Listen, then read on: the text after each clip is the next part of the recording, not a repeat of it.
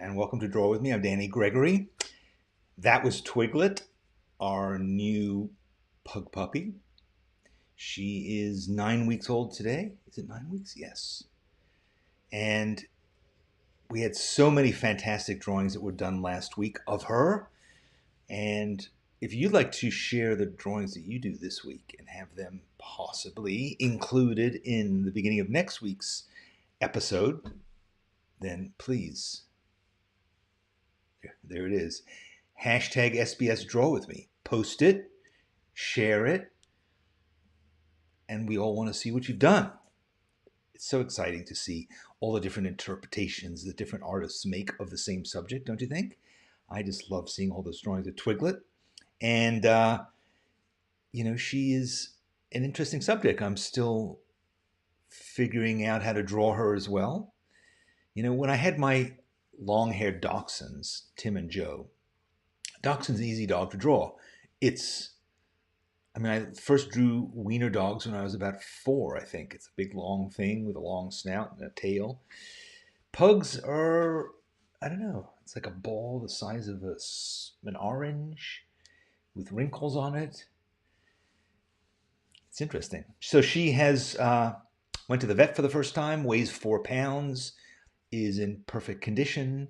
Since then, she's probably put on another half a pound, all teeth, a half a pound of teeth, razor sharp teeth, like 6 rows of teeth, like a barracuda or a great white shark. And my hands are covered with scars and blood. But such is the price of being a master. No, of having a mistress. No, of having a dog.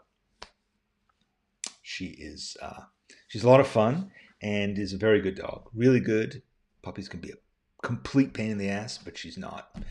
She's almost entirely housebroken. She's basically sleeps through the night, and she's lots of fun and is hilarious. So I'm really happy to have that. So, what should we talk about today? Well, I do want to say one thing about an event later on today, which I've mentioned to you before, but I'm going to bring it up again, which is, oh, there it is. Wrong camera, though. Q and Art. So Q and Art, you have questions, we have answers. I have questions, actually. It's really my questions that we're going to be dealing with in Q and Art Live later today. It's all about paper, and we have 3 amazing paper experts. If you would like to sign up, I imagine that Alexis, or yes, there it is. Alexis, maybe you could drop it into the chat what the deets are about how to sign up. But they're also in the description below on YouTube and probably in Facebook as well. But we'll put them into the comments here in a second. But basically go to sketchbookschool.com, go to workshops, and you'll see it there, okay? So what it is I've gathered 3 amazing experts, and they're going to be helping me to learn about paper. There's so much to learn about paper. It's just something we take for granted. It's a piece of paper, It's like, here it is. No, that's not good enough. Paper isn't just the background that you make art on. It is a key component. It affects how you use your media, how your pens respond, how your watercolors work. It's really important. What's going to happen to your drawing over time? Is it going to disintegrate, fall apart? What does it feel like? What's it feel like under your pen?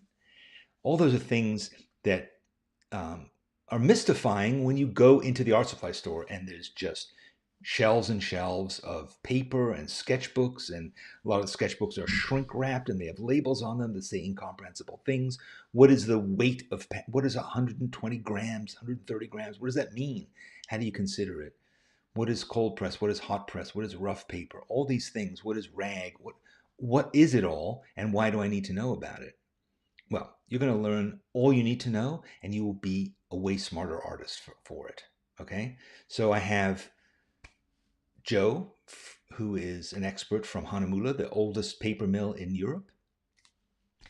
I have David, who wrote a book on how art supplies work and the mysteries behind all of them. He was also the group publisher for the Artist Magazine, Watercolor Magazine, Pastel Magazine, and he is himself an amazing watercolorist. And then I have Michael, who worked at a major American museum and was in charge of restoration and knows all there is to know about art materials as well. He's been a consultant to lots of art supply manufacturers. He's also an artist. So really, really smart people. And a ticket is $10. Why is it $10? Why isn't it free, you say? Because you're clinging on to your last $10 bill and you don't want to give it up.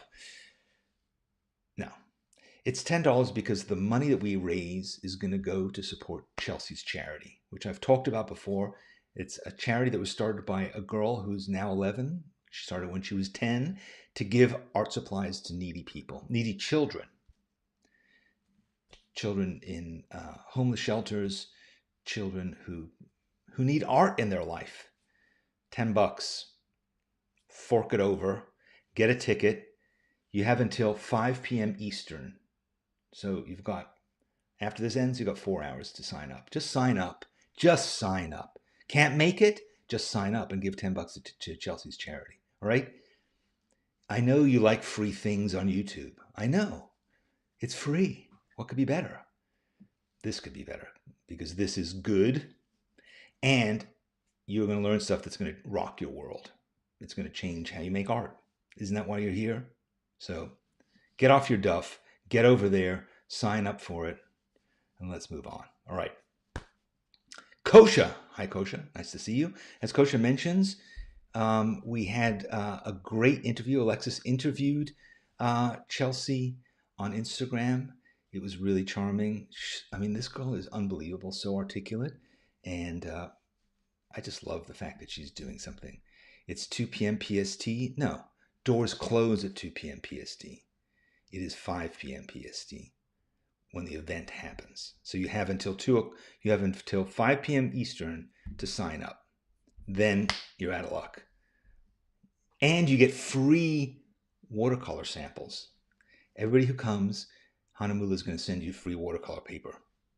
So that in and of itself is incentive enough, right? Okay. Mary Beth, I'm not asking about internal sizing. Come to the damn event and ask it yourself. Ask yourself. I'm not doing any more work for you. I'll see you there. The event is at 5 p.m. Pacific. Yes. All right. That's enough about that. It's going to be great. Will there be a recording as the time won't work for me? I don't know. I don't think so. It's $10. Show up and see it. I don't know. There might be. We'll figure it out. Just buy a ticket and we'll let you know if there's a recording later on. Okay? I don't know. Morgan, is there one? I'm not sure. So, okay. All right. Yes. Thank you. I agree. I didn't mean to be rude, Mary Beth. I'm feeling feisty. I've had a couple of cups of tea. I've been wrestling with a small animal. I'm ready to go. All right. Here we go. What are we going to talk about today? What are we going to draw? You're here to draw, right? With me. So here's what I'm thinking. I had this idea and I thought, do you remember a while ago we drew an Egon Schiele drawing upside down? And I thought that was a lot of fun. And then I thought, maybe we could do that already. Helene already got her free paper. Come on. Well worth it, right? It just showed up. It's already there. Amazing. So, so I thought, okay, would it be fun to do another kind of rendering or reinterpretation of a well-known piece of art? And I thought, okay, P. Shorten, you will find out what the paper is like when you get your sample. Don't hem and haw. Don't say, well, is the paper going to be any good? No, $10. Chelsea's charity. Learn all about all kinds of stuff. Okay. Where was I? So yes, so then I thought, let's try something else and different. So I thought, what about this? Right? It's iconic. Right? We all know what this is. It's iconic. No, actually, first I thought about this. I thought of this. I was thinking, when it comes to selfies, maybe we should approach doing a Van Gogh selfie. But maybe we will in the future. But for now, I'm thinking there's something intriguing to me about this. So, do you know what this is? This is, of course, Van Gogh's bedroom at Arles. So he painted this. Really, I think it's to me, it's a really great little painting because it's kind of personal, but it's also, you know, it's charming. It is sort of simple, but it's so iconic.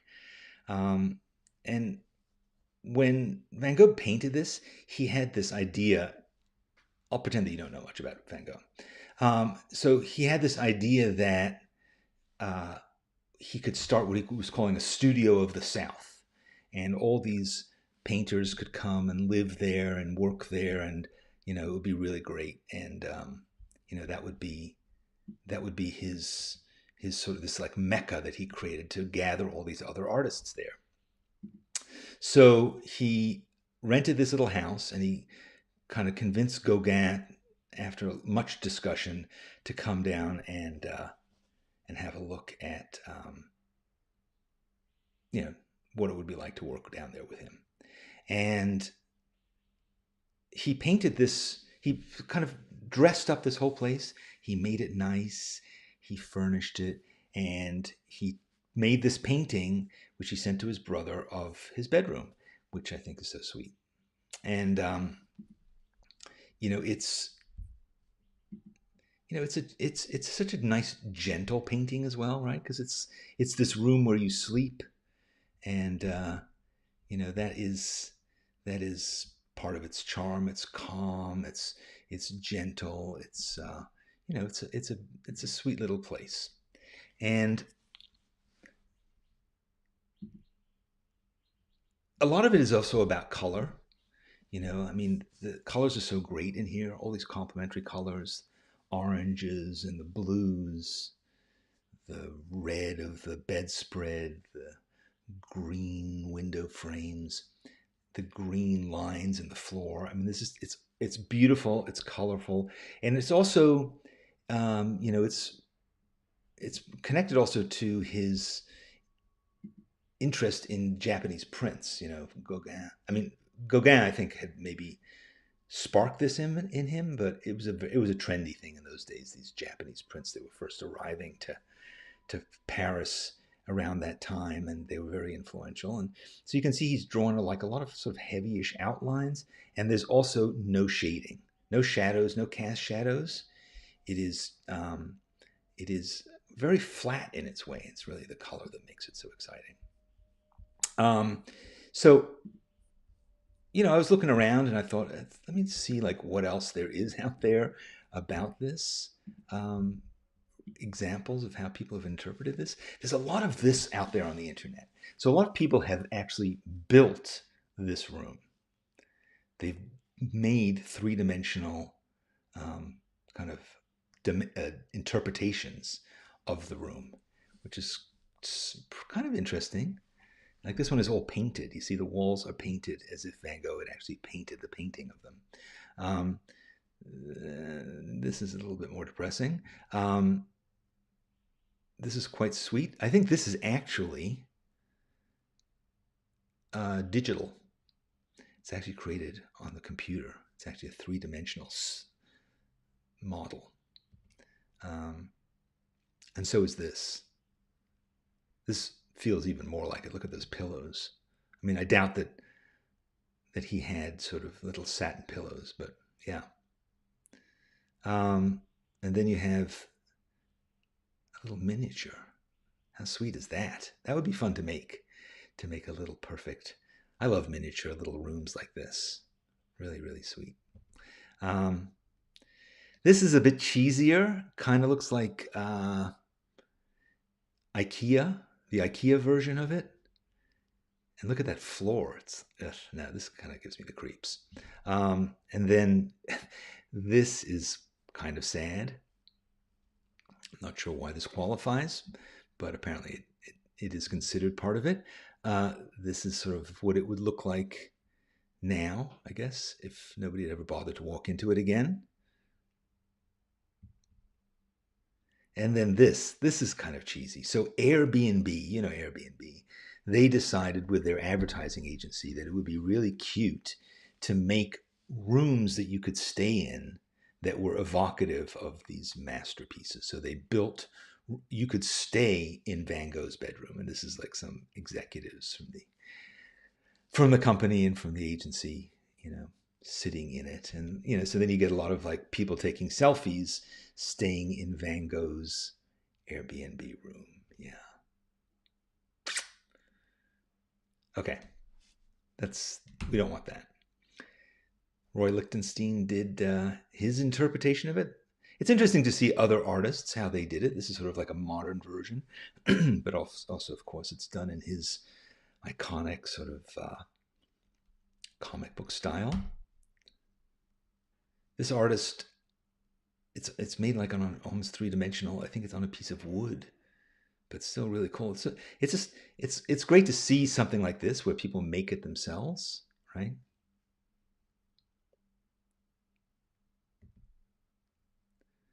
Well, then there's this, which is just kind of depressing. And then finally this. So anyway, lots of things that we can do with this. And but let's start by looking at the actual painting. So I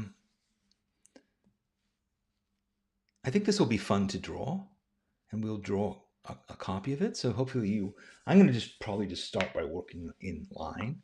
But one of the things that I was thinking about as I looked at this was, what are some of the ways of approach of, what are some of the problems that we might have with drawing this? And like one of the things is perspective. So I drew these perspective lines. I was like, okay, because you could easily get all wound up in the perspective, that this bed is going back and that the walls are doing this and that. But, the thing about this room is it's not really in perspective. And in fact, if you look at certain things, like if you look at that table in the corner, that's not in perspective. It's going completely the wrong way, right? It's not moving towards the vanishing point. It's going actually the opposite way.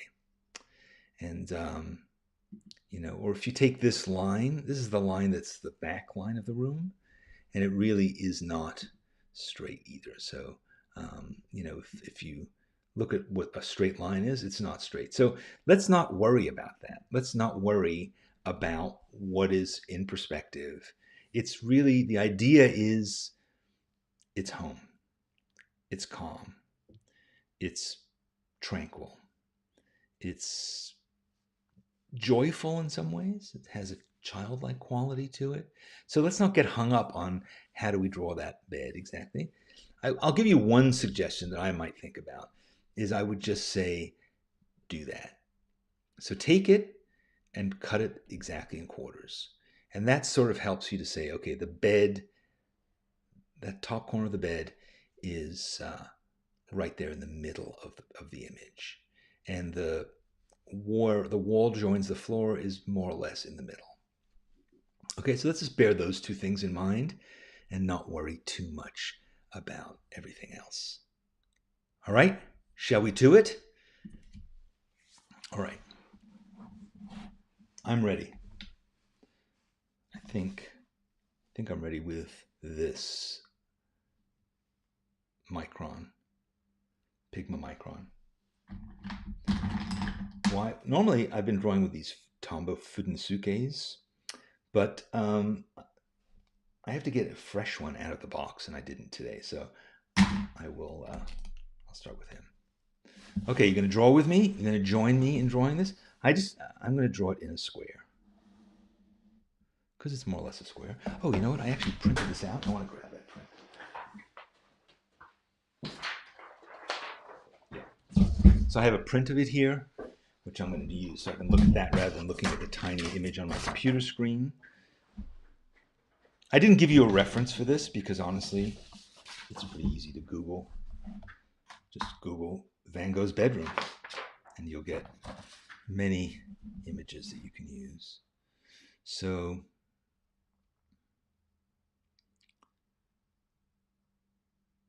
okay, I'm just thinking a minute. I'm thinking. Okay. I was thinking kind of about the shape of it because when I look at it, it's sort of like that tall. So I want to kind of, I think it would be helpful if I got my rectangle more or less right. So basically it's one, I would call it, what, 5:4 maybe? Something like that. Doesn't really matter exactly. But when I draw my thing, I want to sort of make sure that I'm in the ballpark. Sort of in the ballpark there.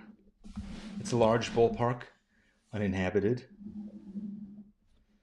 But yeah, that's sort of it.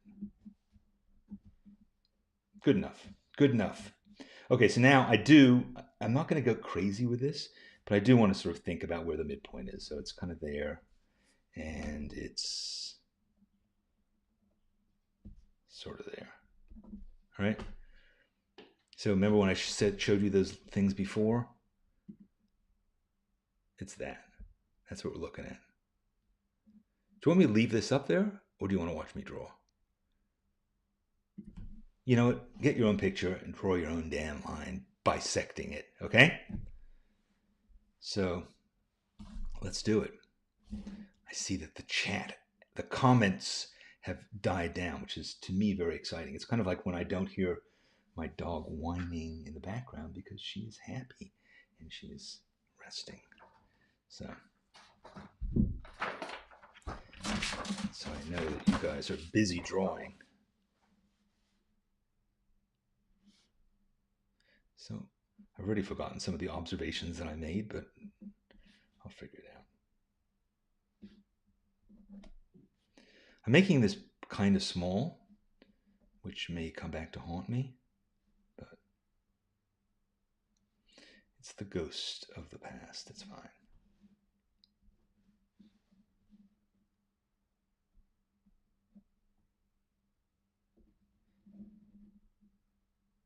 So yes, I'm gonna place this bed first, just because it's kind of a big object, and it'll be helpful to know where it's going to sit.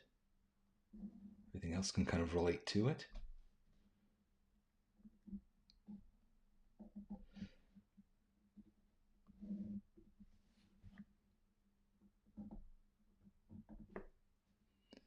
Here we go. Let's make this a bit brighter.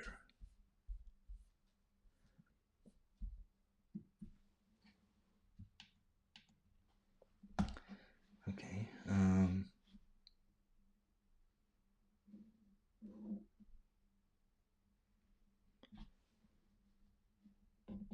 What I also think is fun about drawing this, and I've already screwed it up.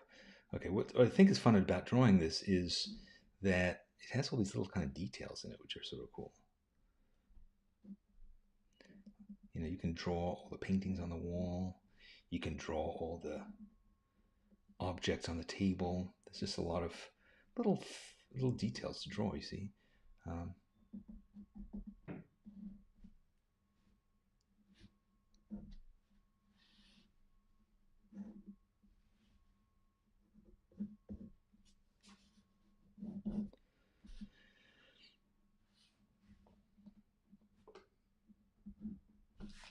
And again, we're really trying to do our interpretation of this thing.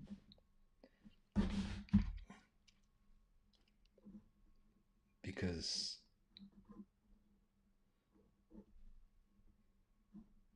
we want to make this personal to us, not just Van Gogh. We don't want to we're not art forgers here. That's not the point. So, and we're also going to do this relatively quickly So, and we can also do it again. You know, interesting thing about this painting is Van Gogh apparently painted it multiple times. Like I think he did. I think he made it 3 different times, and he made a copy for his mother, as one should. I think it was probably like the equivalent of like sending, like a photo of, hey, here's my new digs. Aren't they nice? See, I made it, Mom. I actually have a bedroom. That was quite an accomplishment for him in those days.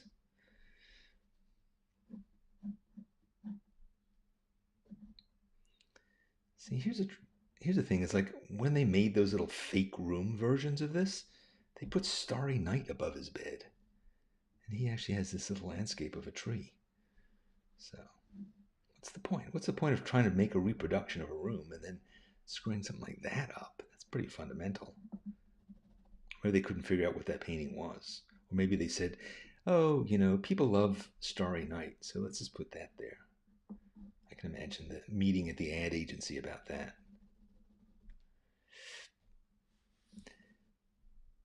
They're too easy of a target. I won't make fun of ad people.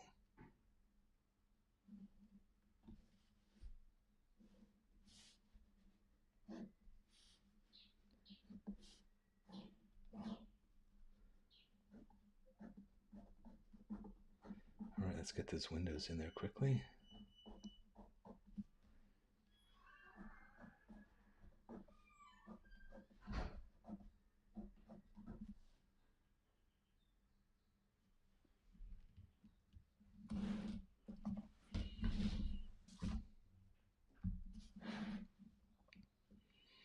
Somebody asked me yesterday whether I had seen this animated movie it's called Becoming Vincent or something like that. I don't know if you've seen that. I was so excited with that when I saw the trailer for that movie. It's an animated movie, and it's all hand painted, oil paintings. They got like thousands of Eastern European artists. Why Eastern European? I don't know. Maybe there's just like a lot of available good painters over there. I don't know. But they got a bunch of these painters, and they filmed the entire thing, and then they got all these artists to paint it. And they put a huge amount of effort into it. I mean, thousands and thousands and tens of thousands of paintings that were made. And when I saw the trailer for that, I thought, oh my God, am I dreaming? Is it possible that this thing exists? It seems so incredible. So amazing. Painted in the style of Vincent van Gogh, a movie about Vincent Gogh. But then it turned out when the movie came out and I went to see it, it was not really about Vincent van Gogh. It was some conceit about some guy who was looking for Vincent van Gogh. I don't even know what it was. It was an incomprehensible mess. So even though the idea of it was really cool, I mean, the ambition was cool. I thought the movie itself was unbearable. I'm kind of like that about Van Gogh, though. I feel very proprietary about him. So whenever somebody else does anything, even when a new book comes out about him, I'm like, ugh. So I got very bent out of shape when there was that book that came out, which I actually loved so much of. The most recent biography of him that claimed that he hadn't shot himself but had been shot by some boys. Just not buying it. Not buying it. It seems completely implausible. It seemed sensationalist. It seemed like it was designed just to kind of get interest in the book. So you may be disagreeing violently with me in the comments. I'm not really reading now because I'm drawing this chair. But man, don't mess with my Vincent, please. As we all know, there's only one Vincent van Gogh, and his name is Kirk Douglas.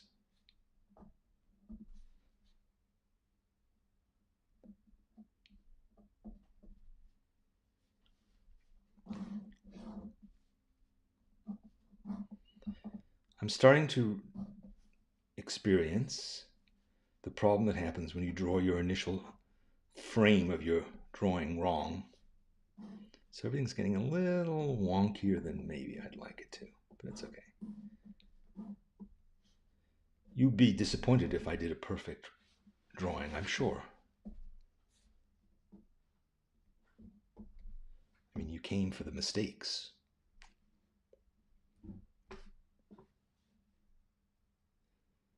All right, I think I got all the bits in. What do you think? No, I didn't get the bedspread in.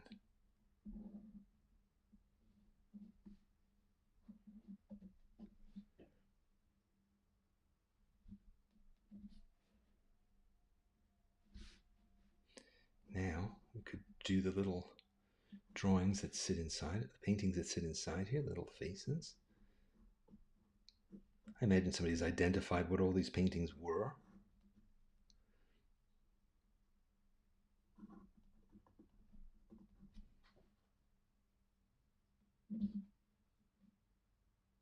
Did I get all the bits? Yep, I think I did. I'm looking back and forth. I think I got all the details. There's something quite satisfying about not having to put in any shading that I like.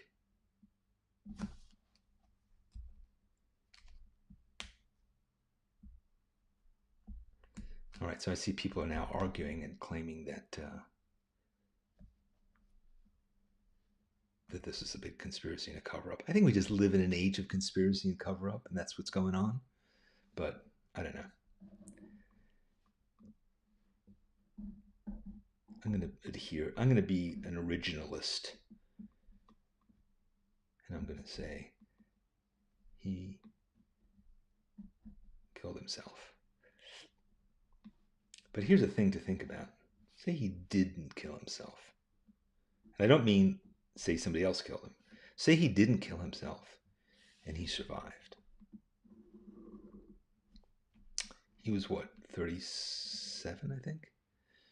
In 1888? 1890? Whenever it was. He was in his 30s, late 30s. Now, how long did Monet live to be in his 90s, right? Picasso in his 90s.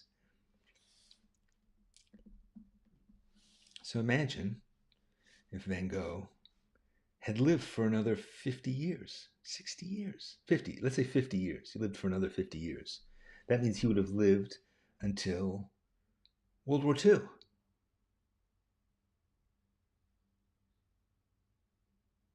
You know, imagine that. Imagine what he would have done. Imagine if he had started to sell his paintings. I mean, he did sell, I think he sold one. I've heard varying things. Usually they say he didn't sell any, but then I've sort of vaguely heard that he did sell one once. I don't know. It doesn't really matter.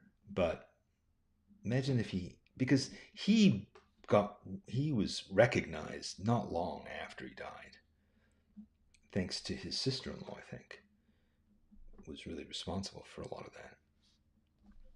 So he became, he would have been an artist who could support himself, who, would have had resources, wouldn't have had to be quite so desperate. Who knows what that might have been like? Or would is the myth so important to him, Is that why we love Van Gogh? No, I don't think so. It's not why I love him. Ear severing and killing himself and all that. But let's say that wasn't what he was about. Janice asks if I've seen the Doctor Who episode of Vincent being brought back to the future to see his work in a museum. I did see it. It is very moving.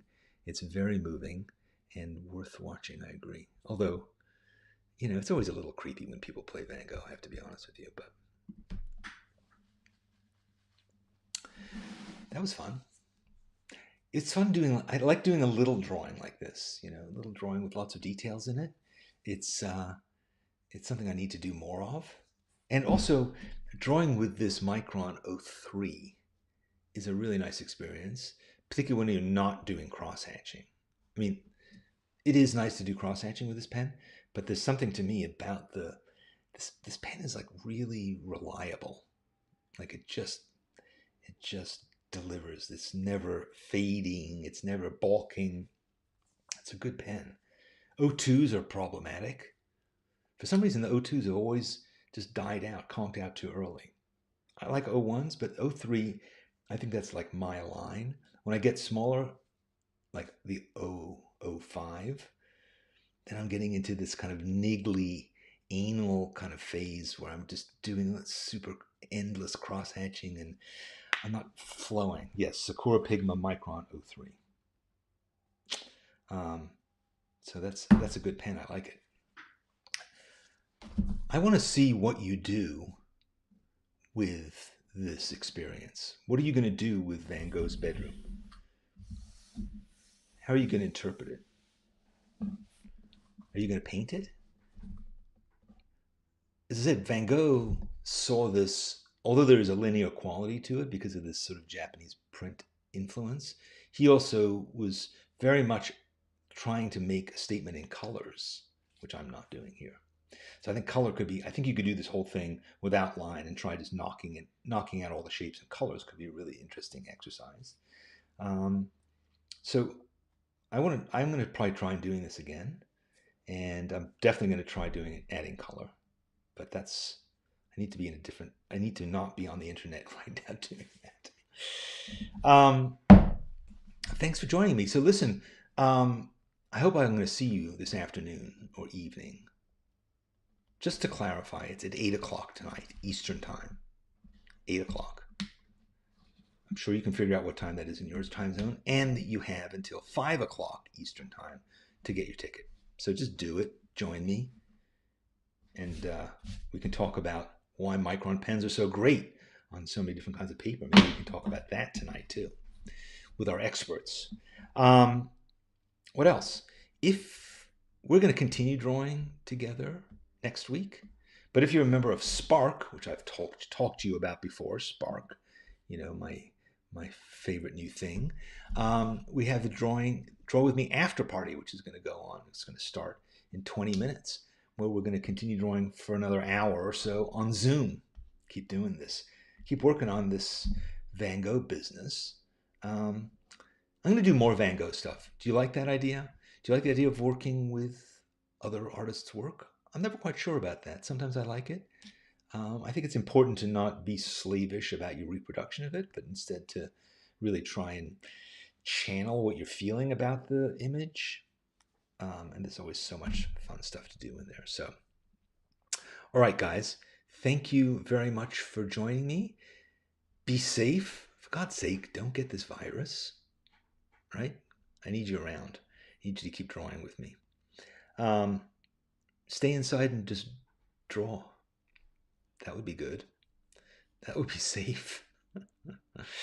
And yeah, I'll see you at 8 p.m. Eastern with my friends. Bye. See you later.